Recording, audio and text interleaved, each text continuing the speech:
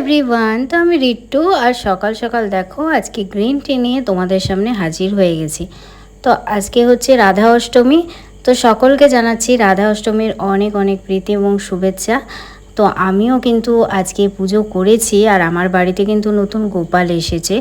তো সবটাই আমি তোমাদের সাথে শেয়ার করব আমার বড় ভ্লগে, যেটা আজকে আপলোড করতে পারবো না, দুদিন পর আপলোড করব। তো তোমরা একটু কষ্ট করে দেখে নিও। দেন ভাত বসিয়ে দিলাম। তারপর এটা হচ্ছে অনির্বাণের চা, সাথে স্যাও ভাজা, সাথে বিস্কুট। আর দেখো আকাশটা কত সুন্দর লাগছে। এটা আমি আমার বাড়ির অনেকটা পিছন দিকে এসেছিলাম কাশফুল ফুটেছে কিনা দেখতে। দেন ইভিনিংয়ে একটু নিয়েছিলাম পেয়ারা, যেটা আমার গোপু সোনারই প্রসাদ। তারপর গোপু সোনার জন্য আজকে বানানো হয়েছিল সন্ধেবেলায় সুজি, কাজু কিশমিশ দিয়ে, তার সাথে লুচি, তার সাথে অল্প ফল।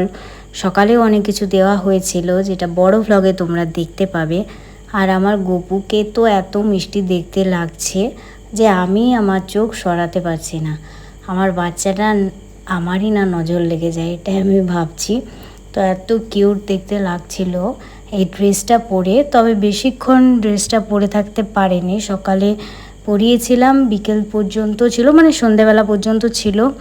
তারপর খুলে ফেলেছিলাম, কারণ যতই হোক বাচ্চা ছেলে এই কুটকুট করা জামা পরতে পারবে না। আমরাই যদি এরকম একটা চুমকি বসানো জামা পরি তাহলে কুটকুট করবে, সেই আর কি। আমার সেন্টি বাবা এসেছিলো তারপর দেখা করতে।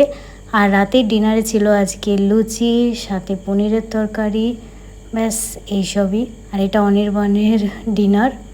তো এটাই ছিল সিমাই, তারপর এটা গোপালের পোষা সুজি, লুচি, দই পনির আর বাঁধাকপির তরকারি।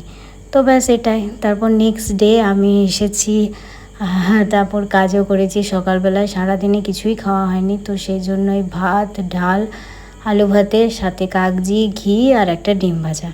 তো এই মিনি ব্লগটা তোমাদের কেমন লাগলো অবশ্যই জানিও। টাটা সবাই।